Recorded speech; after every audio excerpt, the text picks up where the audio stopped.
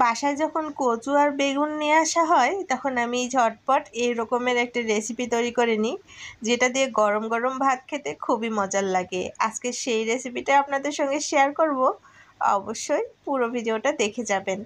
তো এখানে আমি সয়াবিন তেল দিয়ে দিচ্ছি পরিমাণ মতো, আর তেল দেওয়ার পরে এখানে দিয়ে দিচ্ছি আমি পেঁয়াজ কুচি।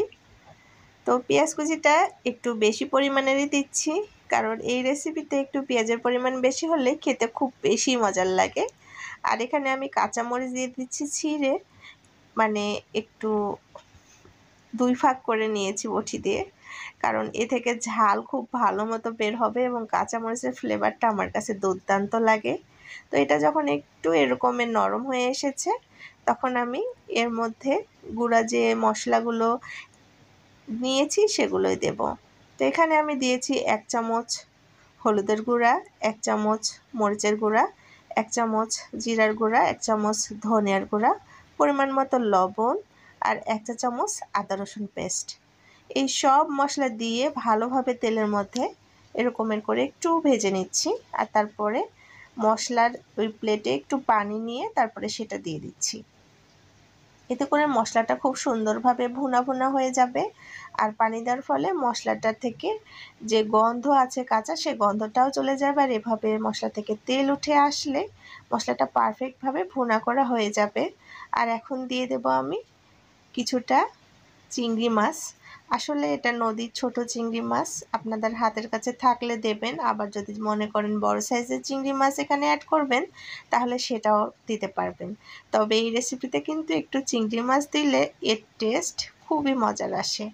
তো এই সব কিছু ভালোভাবে একসঙ্গে করে ভুনা করে নিচ্ছি। চিংড়ি মাছটা দেওয়ার পরে অনেকক্ষণ যাবত আমি মশলাটা কষিয়ে নিয়েছি।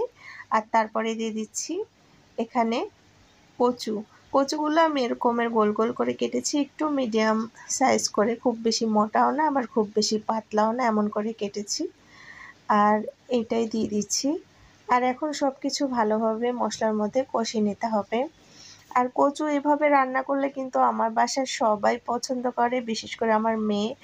এই কচু, চিংড়ি আর বেগুন এই দুটা মানে একসঙ্গে করে সবজি যদি চিংড়ি মাছ দিয়ে রান্না করি তাহলে ওর আর কিচ্ছু লাগবে না, এটা দিয়ে সে অনায়াসে ভাত খেয়ে নেয়। আর খুব বেশি পছন্দ করে এই রেসিপিটা আমার হাতের। তো আমি সেই জন্য রেসিপিটা আপনাদের সঙ্গে শেয়ার করতেছি। আর বেগুনটা আমি কিন্তু এই মাত্র কেটে নিলাম, মানে এদিক দিয়ে এগুলো কষাচ্ছিলাম আর ওদিক দিয়ে আমি বেগুনটা কেটে নিচ্ছিলাম। কারণ বেগুন যদি আগে থেকে কেটে পানিতে রাখা যায় তাহলে কিন্তু একটু কালচে হয়ে যায়, আর সেটা দেখতেও ভালো লাগে না, আর আমার কাছে খেতেও ভালো লাগে না। বেগুনটা এরকমের যদি সাদা সাদা থাকে তাহলে কিন্তু খুব ভালো লাগে এটা। আর কালো হয়ে গেলে বীজগুলোও কেমন হয়ে যায়, বিশেষ করে খাবার রুচিটাই হারিয়ে যায় তখন।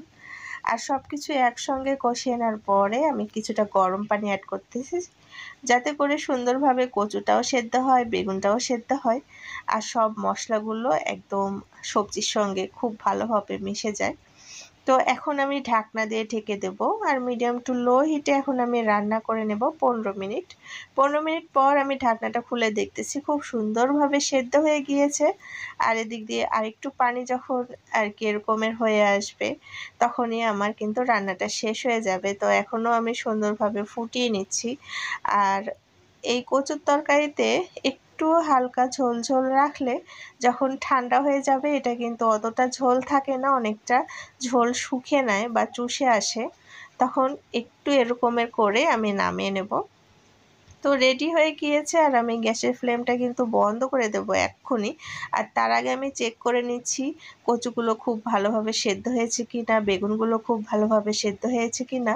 দেখেই বুঝতে পারতেছেন কত সুন্দর সেদ্ধ হয়েছে। আর আমি ছন্নি দিয়ে খুব ভালোভাবে চেক করে নিলাম, একদম ভালোভাবে সেদ্ধ হয়ে গিয়েছে। আর আমি একটু হালকা এরকমেরই ঝোল রাখবো, আর এটা কিন্তু নামিয়ে ফেলার পর আর একটু টানিয়ে যাবে। তো ফাইনালি দেখতে পাচ্ছেন সুন্দরভাবে টানিয়ে যাওয়ার পরে কত মানে সুন্দর একটা কালার এসেছে। আর এটা যতটা সুন্দর দেখতে হয়েছে তার থেকেও বেশি খেতে মজার হয়েছে। খুবই অল্প তেল মশলায় মজাদার এই রেসিপিটা কিন্তু গরম গরম ভাতের সঙ্গে দুর্দান্ত লাগে। আসলে অনেক বাচ্চারা সবজি খেতে চায় না, তবে এই রকমের করে যদি সবজি তৈরি করে দেওয়া যায় বাচ্চা থেকে বড় সবাই চেটেপুটে খাবে। আর একবার এই সবজি দিয়ে ভাত খেলে দ্বিতীয়বার আবার আপনি ভাত নিতে বাধ্য হবেন, কারণ এটার মজা এতটাই বেশি হয়। তো আপনাদের পরিবারে কে কেমন ঝাল পছন্দ করে সে অনুযায়ী কিন্তু এই সব আর কি চেক করে নেবেন। ভালো থাকবেন সবাই, দেখা হবে নতুন কোনো রেসিপিতে। আল্লাহ হাফেজ।